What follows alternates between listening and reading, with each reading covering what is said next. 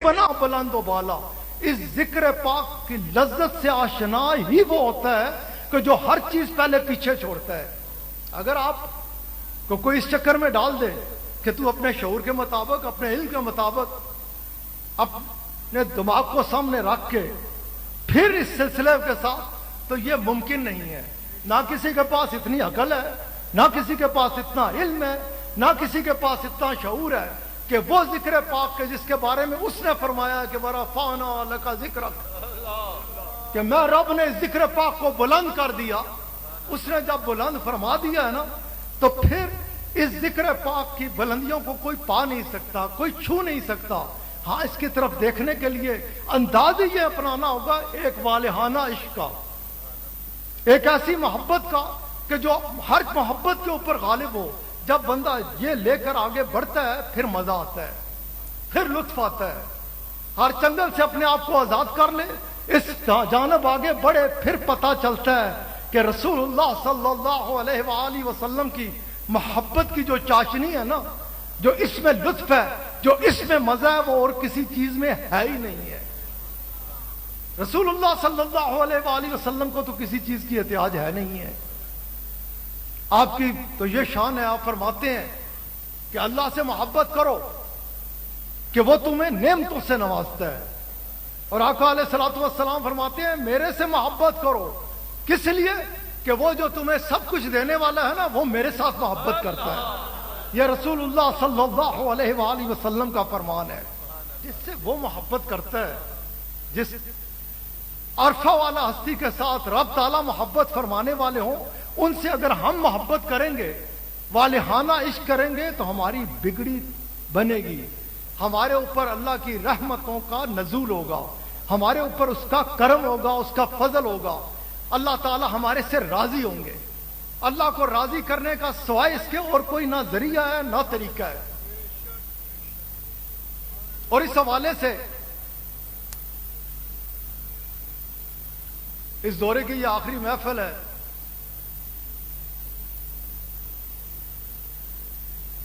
जब हमारे आका अलैहिस्सलातु वस्सलाम कुरान करीम में रब ताला फरमाते हैं कि उस दिन को याद करो जब मैं तुम सब के सब को तुम्हारे इमाम के पीछे इकट्ठा कर दूंगा। और रसूलुल्लाह सल्लल्लाहु अलैहि वसल्लम आका अलैहिस्सलातु वस्सलाम आप फरमाते हैं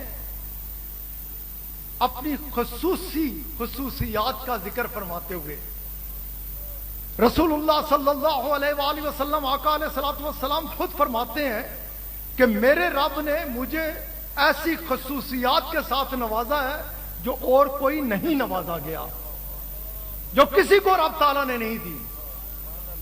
आप अलैहिस्सलातु वस्सलाम फरमाते हैं मैं वो पाक करने वाला हूं, मैं वो पाक करने वाला हूं कि जो इस शान के साथ जमीन के ऊपर रौनक अफरोज हुआ कि मेरे कदम इस जमीन ने चूमे और ये सारी की सारी पाक हो गई। खाली ये पाक नहीं हुई बल्कि पाक करने वाली भी बन गई। तयम्मुम जो है इस मिट्टी के साथ खाली पाक नहीं हुई बल्कि पाक करने वाली भी बन गई। आका अलैहिस्सलातु वस्सलाम फरमाते हैं ये मेरी शान है। ये आका अलैहिस्सलातु वस्सलाम ने अपनी खुसूसियात का माही, कासिम, ताहिर, हाशिम, ये आका अलैहिस्सलातु वस्सलाम फरमाते हैं ये मैं ही नवाजा गया हूं, ये मेरी शान है, ये किसी और के पास नहीं है।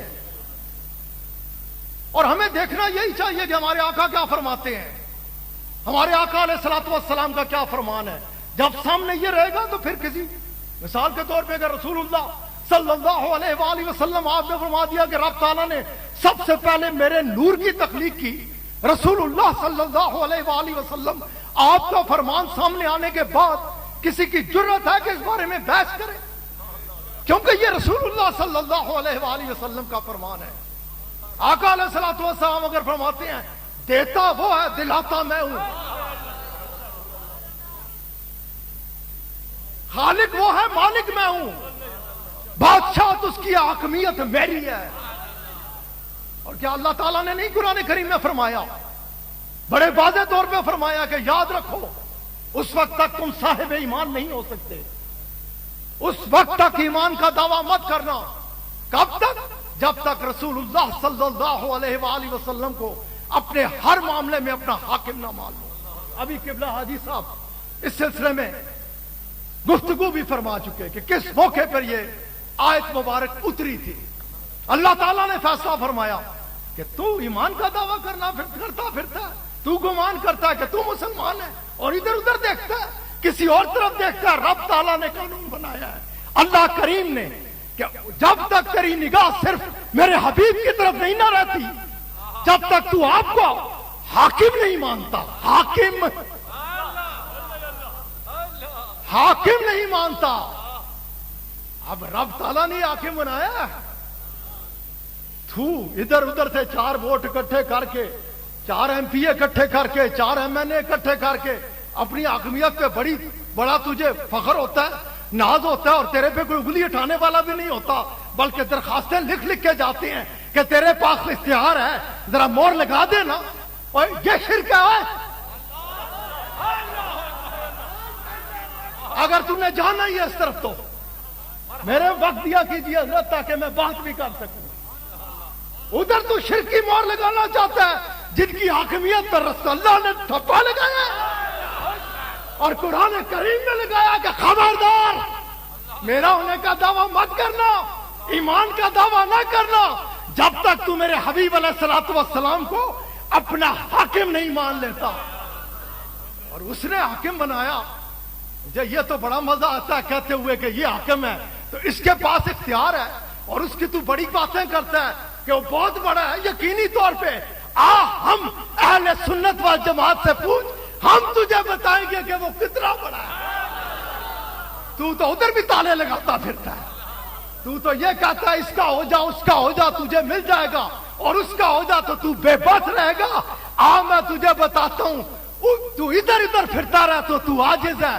किसी वक्त किसी गली के किनारे पे, नाली के किनारे खड़ा हुआ नजर आएगा, तू उसका हो जा, तू ठोकर मार के तो देख, मुर्दे को खड़ा कर देगा।